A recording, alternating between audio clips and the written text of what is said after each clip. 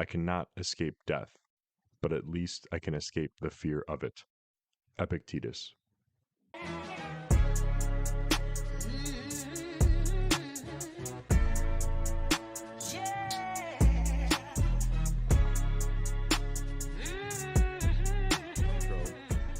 Hello, Full Metal family, and welcome back to another episode of the Full Metal Cast. I'm your host, Moores Walker, and as always, thank you for your support and spending your valuable time consuming the content that I create.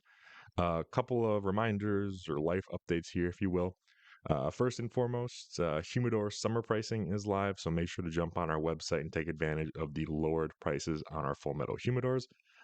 Just in time for obviously the beach, the pool, the boat, as well as Father's Day. They're a huge hit for Father's Day. That's where I see the largest increase in orders. So make sure to jump in now because it is right around the corner to make sure you get it in time for Dad. Life updates, I guess, now. The weather's great. Sun's out. We're by the pool. We got Mexican beers. We got limes, margaritas, cigars, music, friends. It's happy time. Seasonal depression is gone, at least for now, at least where I live. I also got some new fresh ink. Last Friday, I was on the table for about 5 hours getting a piece on and around my knee, to which I very much can confirm that is by far the most painful place to get tattooed, at least in my experience. I was sweating, shaking, bleeding like a leaf, and listening to the most psychotic playlist ever assembled in an attempt to try to disassociate from the pain. The good news is I'm only doing my right leg and my right knee. My left knee will not be receiving the same treatment. But the bad news is on the 16th, well, because it's not really bad news. The 16th, I go back to get the piece shaded. So the 5 hours on Friday was just an outline. The shading is going to get it all wrapped up in almost a week here. Now, and that should be roughly 4 hours, I think, but very excited to see how it looks when it's completed. The outline looks excellent on its own, actually. Maybe some pictures will end up, if anyone even cares. Another thing I kind of wanted to share is that I have been intermittent fasting for a little over 2 months now. And this is where I'll really only eat one large meal toward the end of the day. And I thought about playing with this. I'm not really someone who adopts diets, or I don't feel like you really need to adopt a diet, but I read some things in like the Jocko books about, sort of ignoring I don't know, some of our hunger signals. Sometimes we're not really hungry. We just eat because we're bored or because food's around. And I kind of wanted to challenge myself to ignore that sort of little voice, in the back of your head saying, eat something now while you can when I really don't have to. So I've been playing around with this and I had two main concerns. And the first one was, am I going to have enough energy to go to the gym around 6 p.m., right after work? That's the only time my gym has classes that I can attend. And then how am I really going to sleep if I sort of cram all those calories in after the gym towards the end of the day? And it turns out I have no issue at all. I've actually been performing better at the gym while fasted, and I've actually been sleeping much better as well. I can't explain the science behind either. I'm sure there's plenty of studies out there, done by more intelligent people than I. But just sharing my experience, and if anyone else is out there trying this, feel free to let me know. And if you know why it's working out so well for me, enlighten me. And like the changing of the color of the leaves, we now see all of the profile pictures of brands donning the rainbow filter, which should be interesting in light of all the Bud Light, Target, and HK drama. But one thing I like to consistently remind people around this time is that people can do whatever they want. If they choose to support the LGBT community, that's more than fine. That's their natural right, and they're more than free to do so. If people choose not to, the same applies. What's not fine, however, is for either side to infringe upon the other, and that's where things get rightfully contentious. Now, think of it like this. The entire need to support or fight for this community stems entirely from the state sticking their nose in per usual.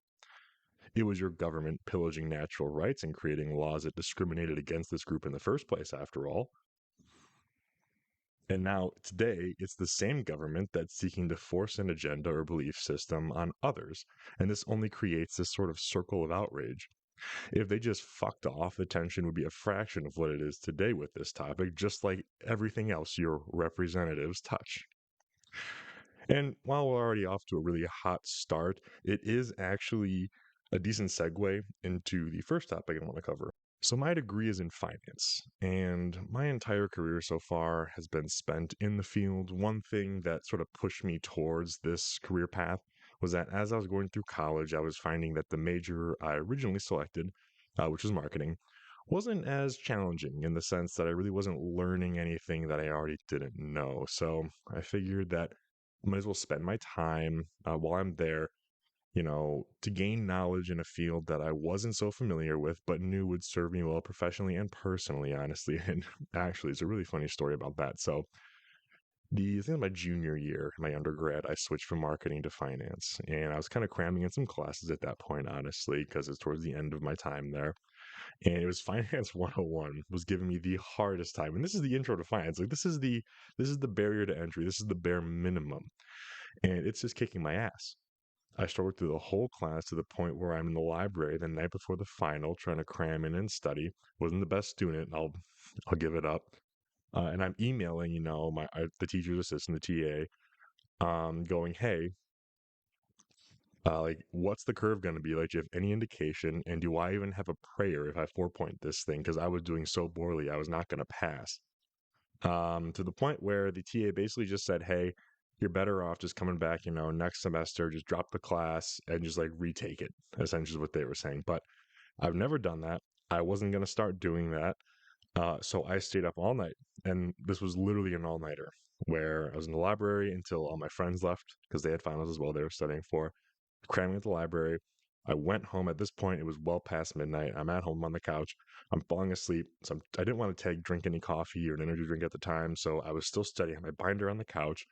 And in between chapters of studying, I'd fire up. It was like Black Ops 3 or something, I think was the game at the time. I'd fire up Black Ops 3. I'd play a game, kind of re engage my brain, circle back, study some more, go back and forth until, it was 6 or 7 in the morning. And I walked across the street where I lived to the one of the cafeterias in one of the dormitories where I had breakfast, continued to study during breakfast. And when it was time to walk again across the street towards the building where my class was, it is now like blizzard weather. It was, it was complete whiteout, could not see, wind howling. And I'm walking, and, it's probably like a quarter mile to where I had to go to like this class. But I have my headphones in. I'm walking in the snow, face is just getting torn apart by the wind and the ice and all that shit. And I remember I'm walking this class, sleep deprived. I'm in a fog. I am just dragging my feet, half awake. And then Through the Fire and Flames of all the fucking songs comes on in my headphones, and tears just start falling down my face. I'm just a complete fucking wreck at this point. Go in, sit down, don't remember even taking the test, like at all. I don't remember a second about the test. Don't even remember feeling if I did good or bad. I went home, I slept, and, a couple days later, I found out I more than 4 pointed it because I got 100%. Then there was a curve, ended up passing the class, and sort of the rest was history. Didn't have as much of a problem with other finance classes though. So either I learned a lot through that, or that class was just meant to weed out some people. I'm going to go with the latter, but that's sort of a quick story of my finance degree experience in undergrad. But sort of back to the topic at hand here. I'm not going to be giving away what particular segment of finance I work in, but my job demands that I stay right up on all the financial sectors and market moving events in order to make certain decisions every day. So there's one topic in particular that I have been following since last year, just based on, how I think politically, as you are probably now familiar with if you've watched any of the other episodes. It kind of raised a red flag and it kind of stuck with me, and I was tracking it. I wanted to see how the industry responded. I wanted to see how consumers responded. I wanted to see just how it, played out in the real world in general. And that topic would be the changes that Fannie Mae and Freddie Mac have now implemented to their mortgage pricing. So, this interests me because it will not only impact a lot of people, which we'll get into a little bit later, but purchasing a home is very difficult at the moment for a number of reasons. But I am also somebody who's currently looking to buy a house, and the changes they've made, let's just say, aren't intuitive. And so, a little background information here. Fannie and Freddie are likely agencies you have heard of and associate with mortgages, and rightfully so. But to elaborate a little bit, they are what we call government sponsored enterprises, or GSEs for short. And they were bestowed this horrific designation after the '08 collapse, and the government stepped in, specifically the Federal Housing Finance Agency, or FHFA for short, stepped in and brought both under the federal government's purview to keep them operating. And so the relationship is clear.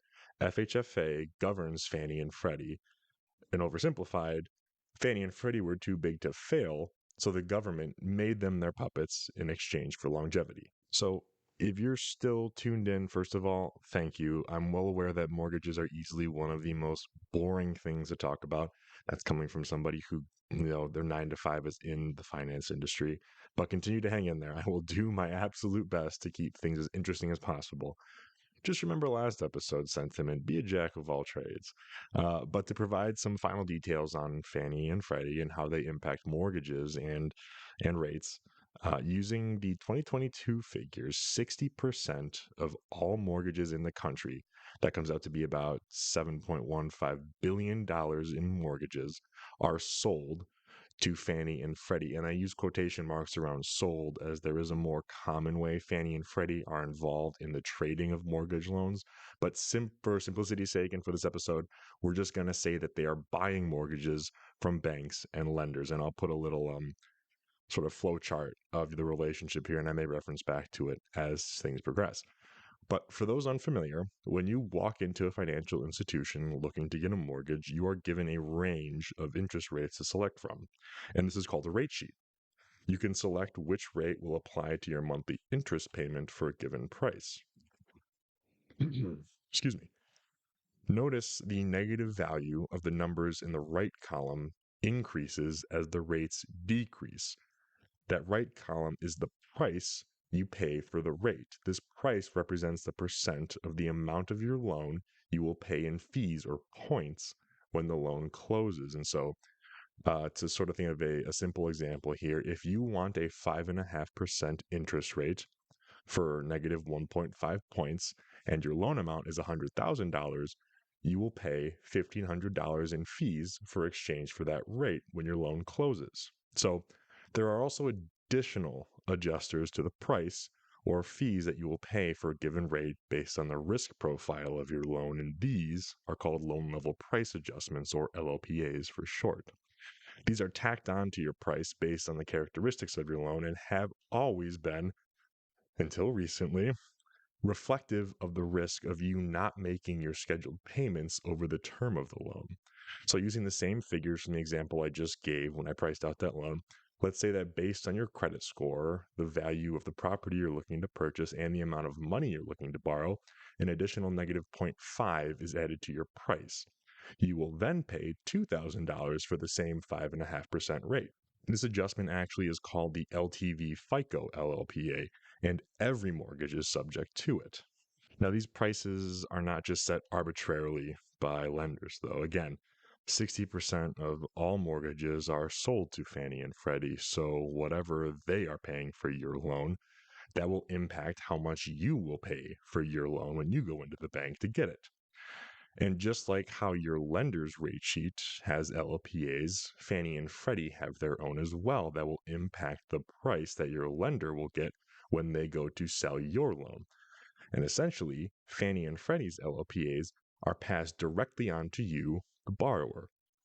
And as I mentioned, up until recently, these LLPAs, or risk-based pricing, as the GSEs call them, were truly based on the risk profile of the loan. So, for example, in actually looking at Fannie Mae's LLPA matrix, you see that having a higher credit score and lower LTV results in zero LLPAs, meaning that your lender will not be charged additionally for your loan, meaning your price will be lower/more attractive. And that logic tracks. A lower LTV means you're borrowing less money compared to the price of the house you're buying. So those who are more creditworthy borrowers who are borrowing less money at the same time make for a very low risk lending decision. So a lender is very likely to see that borrower make their payments in full and on time, given their history based on their credit score, and the low amount of money lent to them compared to their house based on their LTV ratio. And this is the logic that the FHA slash GSEs have operated on under since 2008. When they published their LLPAs, that's always sort of been the construct and the methodology behind setting them. And they do update them, they'll update them for inflation or they'll change certain things here or there, but generally, that's the logic that is always applied. Now, however, last year it was announced that FHFA would be changing their philosophy entirely. And if you're tuned in to how large corporations are making shifts lately, I'm sure you can guess where this is going. And if you guess that it has something to do with the word equity, congrats, you win the prize. That's right. The largest sources of liquidity in the mortgage market took it upon themselves to change their pricing philosophy for the first time in well over a decade, while the US and world economy is still reeling from the aftermath of the Wuhan flu. And for those tuned in and watching, this is the Fannie Mae LTV FICO matrix I showed earlier, but it shows the announced changes in LLPA amounts. And at a glance, it's hard to determine what the hell they were thinking, really. Again, using figures from 2022, the average credit score, or FICO, for loans sold to Fannie Mae was 747, and the average LTV ratio was 75%. Now, if you're doing the math at home, if you zero in on where this lands on that grid of changes, we see where all of the increase in fees were applied. This is strange because, again, Fannie and Freddie provide liquidity for 60% of the entire mortgage market in the United States.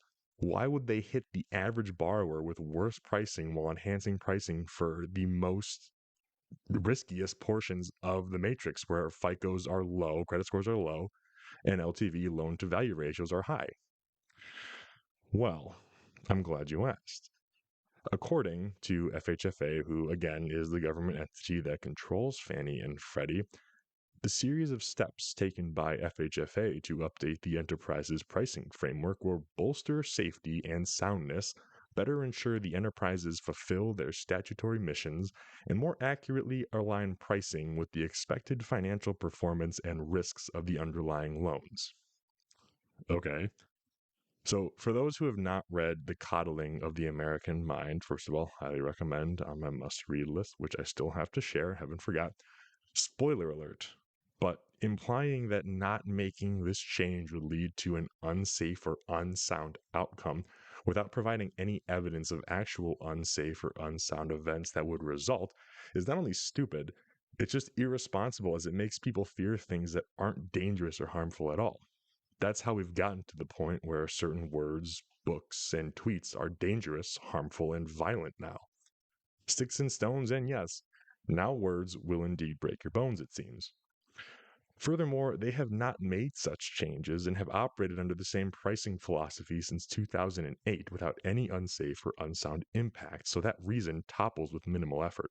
Now, I'm going to skip to the third reason stated, and we'll circle back to the second, but like the first, zero evidence or examples of loan performance were provided to back the decision to worsen pricing for the average and more creditworthy borrowers and enhance the pricing for the less creditworthy. Additionally, this would be the first time anyone would expect the performance of loans of a more creditworthy borrower to perform worse than their counterparts. So that's another bullshit reason. And finally, here we go, buckle up. We get to the real reason these motherfuckers change their pricing, and that is to better ensure the enterprises fulfill their statutory missions. Now, let's take a look at those missions, shall we? According to the FHFA's published 2022 to 2025 strategic plan, right on page 3, you'll find the agency's mission, visions, and values. And so, starting from the top with the mission, their mission is to ensure the regulated entities fulfill their mission. I don't know how you can repeat the word mission in the mission, but fine. By operating in a safe and sound manner to serve as a reliable source of liquidity for equitable and sustainable housing finance and community investment throughout the economic cycle. Okay. Vision. For FHFA's supervisory, regulatory, and mission related activities to support a reliable, stable, equitable, and liquid U.S. housing finance system. Okay, I wonder if anyone is counting at home. Values. FHFA's culture is built on a foundation of commerce, diversity, equity, and inclusion. Accordingly, FHFA employees emulate the following values: fairness. We value varied perspectives and thoughts and treat others with impartiality. Accountability. We are responsible for carrying out our work with transparency and professional excellence. Integrity. We are committed to the highest ethical and professional standards to inspire trust and confidence in our work and in one another. And respect. We treat others with dignity, share information and resources, and collaborate. Okay, well, may not sound insidious at the surface, but it is extremely clear that equity is their main focus in this. In fact, the word is cited in each section. That's 3 times for those who are counting. And here is why this serves as a perfect explanation for their seemingly illogical pricing changes.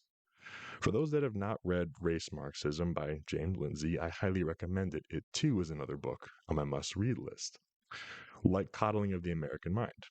It provides the best explanation of what is happening in this country as it relates to racial tensions and government and corporate policies by providing historical and fact-based insight. However, for the purpose of this episode and for remaining as concise as possible, I'm going to reference and link a New York Post article that provides a condensed summary of one part of the book to sort of help drive my point here. And the article states, and bear with me because we're going to do some history here. During the 20th century, a large number of regimes underwent Marxist-style revolutions, and each ended in disaster.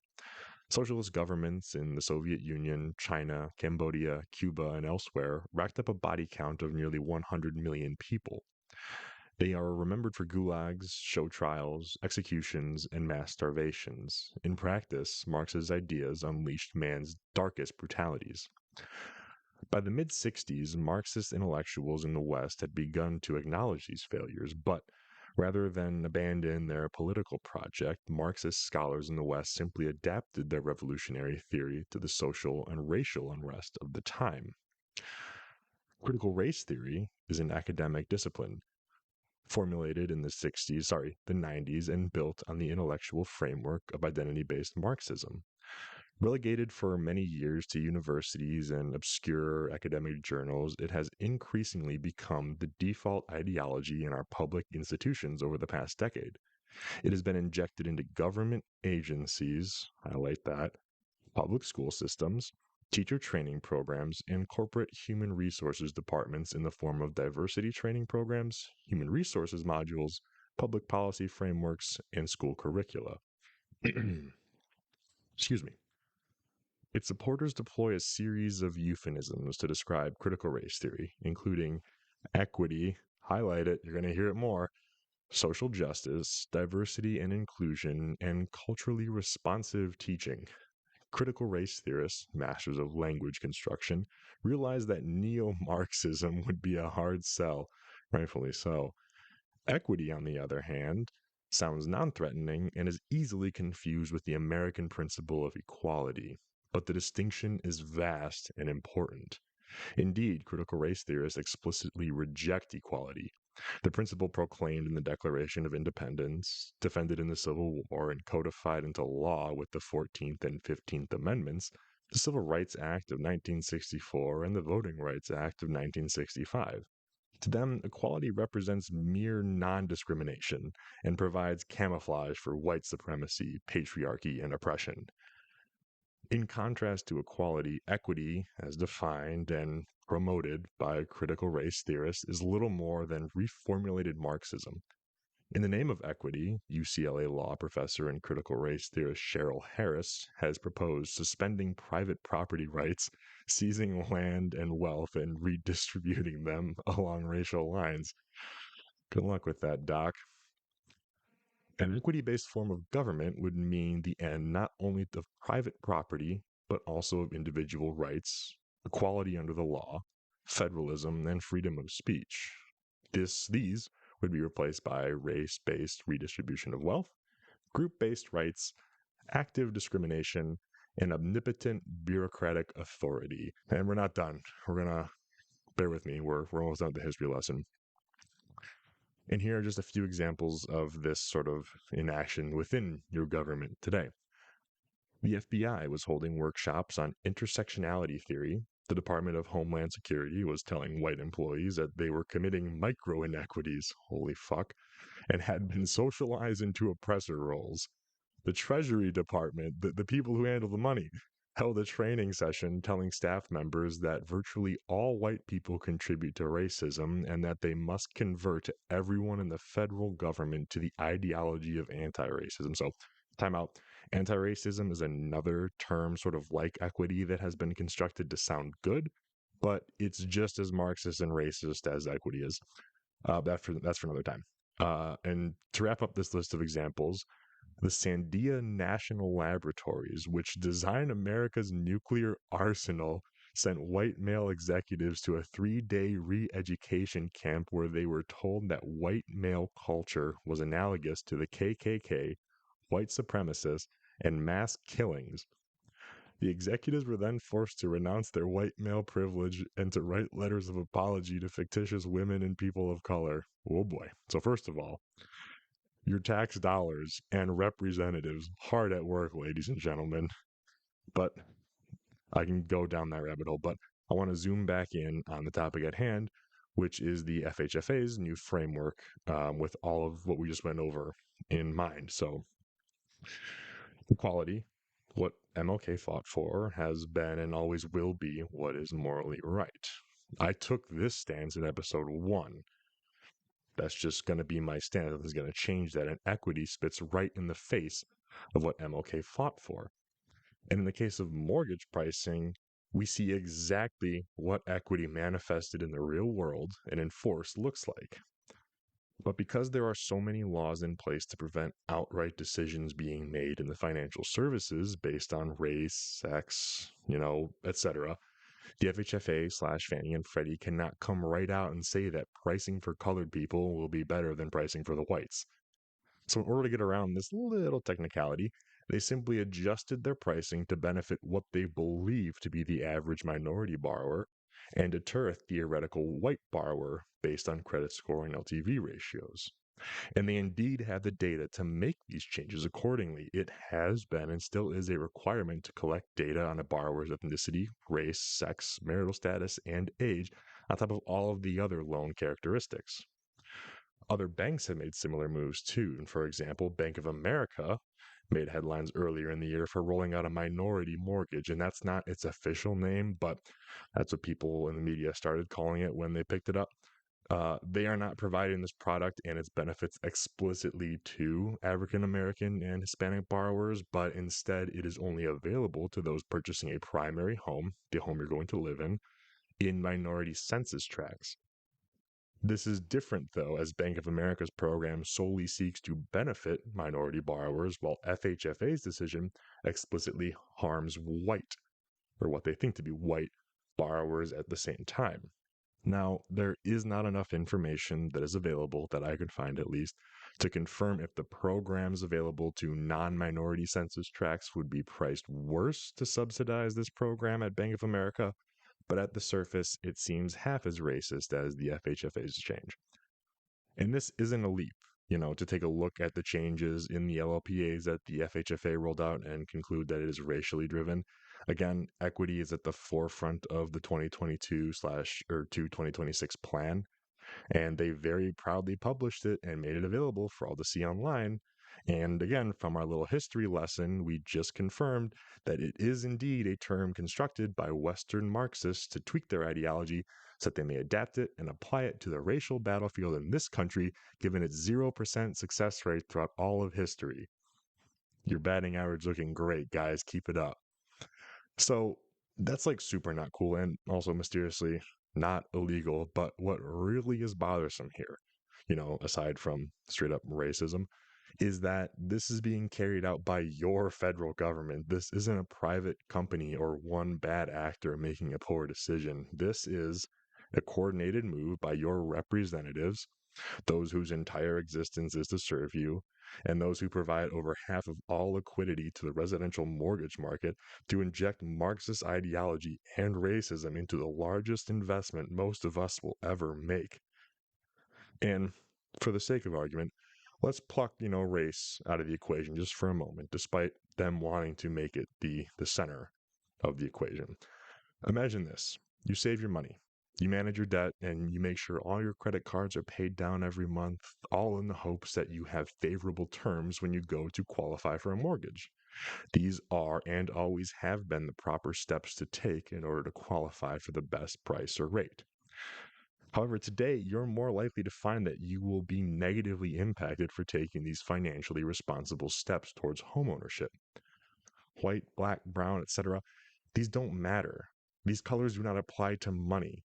The steps I mentioned just now are not a white person thing, and inferring that they are is such an incredibly racist mindset that black people can't be financially responsible. Are you nuts? But this is what the equitable solution looks like, though. Harm enough what might be white borrowers while offering benefits to others to make the figure of minority borrowers appear higher in comparison. The equality solution, conversely, would be to look into the percentage of minority homeownership and confirm if it lines up with that group's representation in the United States population. If it is found that it is not equal, then it should be the goal to determine what it is that is holding these minority borrowers back from owning a home. This change in pricing framework is absolutely racist and Marxist, but it is also extremely human. And pillar 4 posting yet again, remember, beware the frailty of man. Their wills are weak and minds young. Instead of finding out if or why minorities are not equally represented in the homeownership figure, we have skipped right to making them homeowners because we need a solution now, it looks good, and we need a definitive monster to blame. Furthermore, we have focused on the part of the problem closest to the end result, i.e., impacting mortgage affordability based on race. This is no different than banning guns in an effort to prevent gun violence. These two solutions completely ignore the underlying issues that result in unequal homeownership figures and gun violence. And if you're playing along at home, you can now check square on your bingo card for relates guns to something completely unrelated. The tism never leaves. And unfortunately, like the headlines and stats on gun violence that we talked about last week, the song remains the same for headlines and stats about inequity or inequality in the mortgage industry. Many of the statistics and definitions used are not clear or are even changed according to whatever picture the source is trying to paint. Therefore, I can't accurately speak to whether or not these are real or true, unequal representations of minorities or unequal representation of minorities in the homeownership figure. Now, I'm not saying that there aren't racist individuals in the world who would discriminate against someone based on the color of their skin when it comes to a lending decision. Of course, there are. That's like any other field. But these people are the exception and not the norm. All that I simply want to kind of highlight here in this topic is the absurdity of the changes made to mortgage pricing nationally that was implemented strictly based on Marxist ideology. I also wanted to reveal how insidious the word equity is and how everything attached to it should be rebuked as it spits in the face of MLK, all of his work, and all of those who truly value equality and the natural rights of all people. To wrap this topic up, though, with one glimmer of hope, the FHFA originally announced an additional LLPA that was slated to go live at the same time with these LTV FICO adjustments, but they ended up canceling it after industry-wide outrage. This adjustment would have charged borrowers for having a debt-to-income ratio, or DTI, above 40%, and DTI is simply your total monthly debt obligations divided by your monthly income. This reveals the percent of your income that is held up in debt payments. This created so much uproar, though, as a borrower's DTI ratio can fluctuate. It can change so frequently before closing because information is periodically gathered from the borrower about how much money they make and how much debt they have. So, therefore, it's difficult for a lender to price in this LLPA up front when showing a rate sheet to a borrower and accounting for that, the additional charge, that change in price. Additionally, with how expensive everything is now, including house prices, uh, along with household debt increasing at the same time, This additional LLPA would have priced a lot of people out of the market. So lenders spoke out, they pushed back, and miraculously, the FHFA actually listened. Now, what I find very interesting, though, is that this LLPA is the one that would have actually made sense when reading their explanation for the changes. Borrowers who carry more debt are riskier to lend money to, as more of their income is being spent paying off other lenders. Therefore, that LLPA would have truly been based on the risk profile of the loan, regardless of which race typically carries more debt. What I want to emphasize here, though, is that, and I guess I'm kind of jumping ahead here, I'm not really tying that point, kind of putting a nice bow on it here. They decided to axe the one LLPA adjustment that was not, or seemingly not tied to equity. It seemed pretty easy to do. People were outraged. A couple months passed. They said, yeah, fine, it's gone. Don't worry about it. And they threw it to the wind. They kept their equity changes, though. So I think at least that's what I find very interesting about that. But what I really kind of want to emphasize here as I tie off this topic is that this axed DTI LLPA now rests as an example that protesting and voicing your opinions does correct the course set by the federal government sometimes.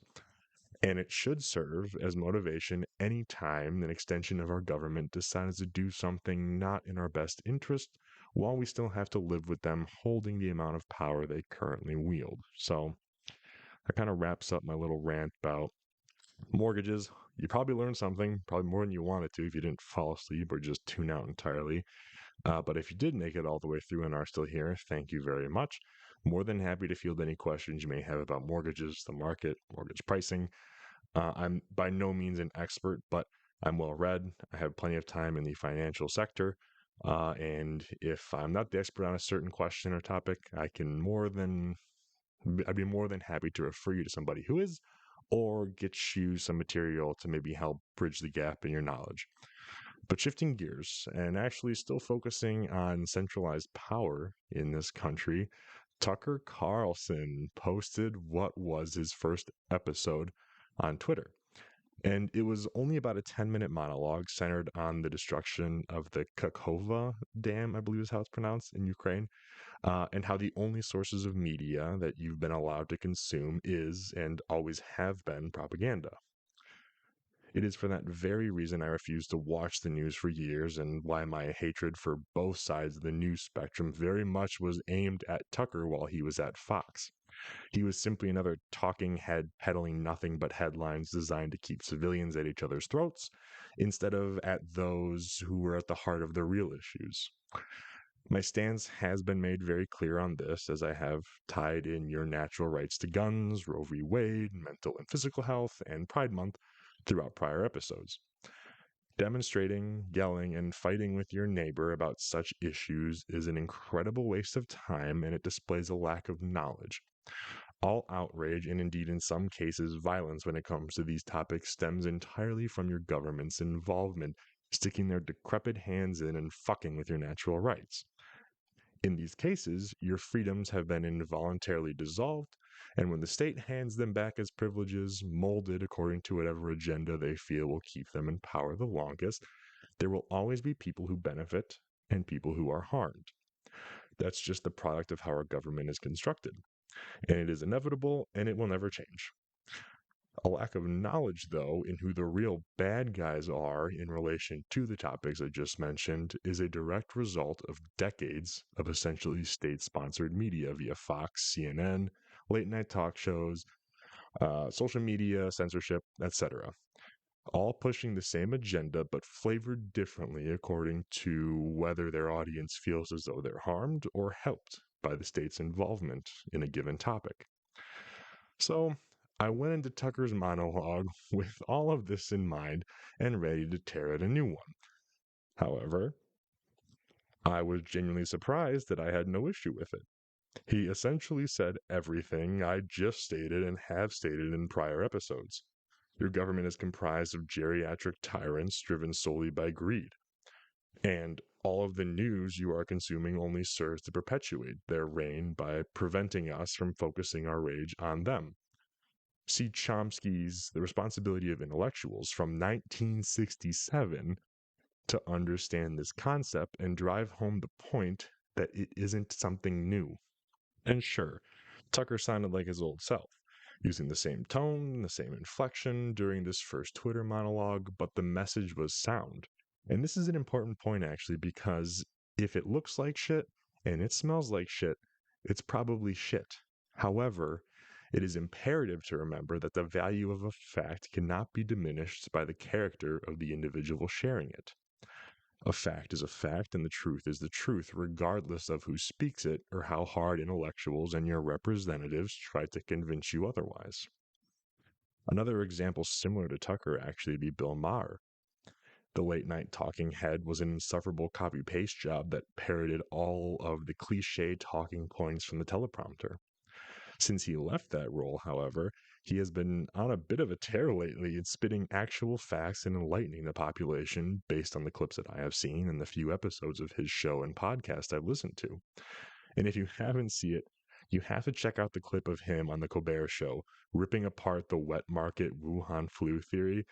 Not only is it actually kind of funny, but you can see Colbert scrambling to cover his ass, trying to steer his guests back to the show's talking points. And what makes it even funnier is that Maher knows exactly what he is doing the entire time. He looks across the desk and he sees Colbert, a mere shell, a puppet, exactly what he used to be. And he knows that by just derailing this segment that he's on and refusing to let Colbert kind of reel him back in, there was a tremendous amount of heat coming the host's way. So look that up on YouTube. It's actually hilarious. But on top of his first Twitter monologue being an excellent summary of what is happening with the latest Ukraine event, as well as how you've been manipulated by your representatives and the media, this little 10-minute video accelerated something incredibly beneficial to everyone here, and that's decentralization. Until now, a very small handful of podcasts garnered enough attention to get out actual news and enlighten a decent number of people. The Joe Rogan Experience, the Dark Horse Podcast, Huberman Labs, and Breaking Points are just a few that kind of come to mind for me. These shows have been the only source for people to go to actually be informed rather than indoctrinated. But given that these shows aren't on TV, as well as the tremendous efforts made to suppress them by banning episodes or accounts entirely, thanks YouTube, they have been unable to get in front of people who are emotionally invested in a given news source or political ideology. Therefore, they haven't been able to convert a meaningful number of people, bringing them out of the dark of mainstream news media and into the light of where they can actually find real news and be informed. With Tucker, however, given the monumental base he amassed while at Fox, there is a real chance that a very large number of people will make the shift away from the mainstream news, further fueling the decentralization efforts in the news/information space. Now, if this scares you, whether you're a viewer of Fox or CNN, ask yourself this. Do you feel like things are going particularly well in this country now? Do you feel like tensions are only getting worse? Do you feel like people are fighting now more, over everything? And do you feel safer? Now, if you're in the camp that feels like things aren't so cash money at the moment, why would you believe that a different source of news, taking the opposite approach than that of the only news sources available for decades, would have the same or worse impact? If you're in the camp now that thinks everything's great and have only been getting better, you're just not tuned into anything, and maybe that's a good thing, good for you, keep it up. But what makes accepting the potential success of Tucker podcasts and decentralization, not just in the news media, but in general, difficult is that one must come to terms with the facts that not only does America have problems, but their political party, their news source, and their beliefs, all of which one is heavily emotionally invested in, all betray them at some level.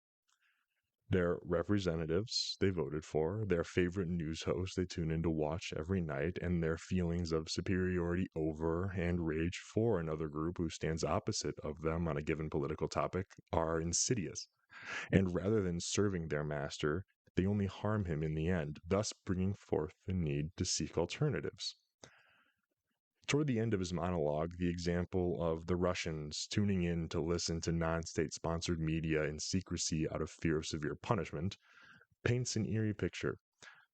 It is well established that mainstream media here is indeed propaganda. The sharing of biased and false news has become all too common on social media. More alarming, some media outlets publish these things simply aren't true without checking facts first. Unfortunately, some members of the media use their platforms to push their own personal bias and agenda to control exactly what people think. And this is extremely dangerous to our democracy. This is extremely dangerous to our democracy.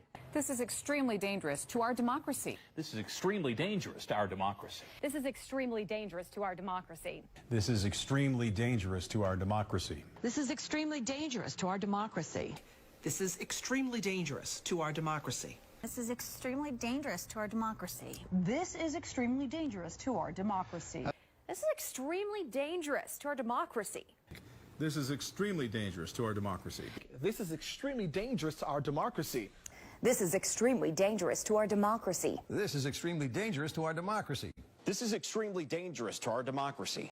And with all of the blatant censorship efforts we covered back in episode 2, we're nearly at that level of Cold War Russia when it comes to the narrowed spectrum of sources of information we have access to.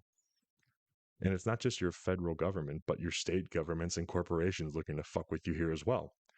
To name just 2 examples, the Supreme Court just struck down a bill in California that would remove a doctor's license to practice if he/she were found to have been disseminating what the state believed to be dis, or malinformation. Because they were so right about everything over the past 3 years. And in the same vein, PayPal had made an announcement that they would start to fine people on their platform for spreading dis, or malinformation as well, but they pussied out after enough people spoke out. Retards. And whether or not you are a devout discipline of mainstream news media today, you should always be a proponent of true freedom of information and the press. If you are not, you should really sit down and find out why that is. And if absolute freedom interferes with your belief system, then your system of beliefs may need to be reevaluated to determine if they are indeed valid. If they do not allow for free thought or debate, and yet you still defend them without common sense on your side, are you any different than a member of a cult? And while you're working that on your head, just remember that the members are always sacrificed first for the benefit of the leader. So, what I'm trying to say at the end here is just go check out the video, go into it with an open mind. I'll link it in the description, and let me know your thoughts. We can discuss next episode, perhaps. Do you agree with something he said? Do you disagree? What are your thoughts on decentralization of the news or decentralization in general? Would love to chat. And as I kind of bring this thing home here, I do want to apologize for not having a funny or lighter second topic this week. I originally was actually going to share my experience joining a mixed martial arts gym for a little over a year now, but decided to bump that out to next week's episode after I saw Tucker made his Twitter debut. Figured that was probably worth a quick chat about. Last week, I had asked people to send in any white-collar jobs they thought were more valuable to society than blue-collar jobs, and nobody sent in anything. So I'm just going to interpret that as everyone loves the trades, and I totally just don't have a small listener base. Alright, so the part you just listened to, I just mentioned that nobody responded to the Q&A for the blue versus white-collar debate. That's not true. Just after I finished filming, I actually had one response sent in, so I want to make sure to include that. This individual wasn't actually quite sure what surgeons would classify as. Turns out, after some Googling, they are indeed white-collar jobs, to which I will have to agree that their importance is duly noted.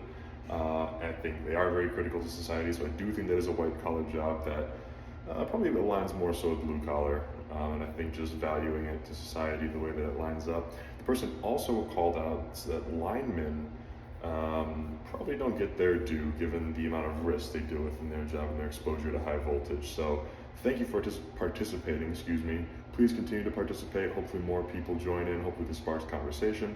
I'm curious to hear any thoughts, DM, comment, email me, whatever it is. Stay metal.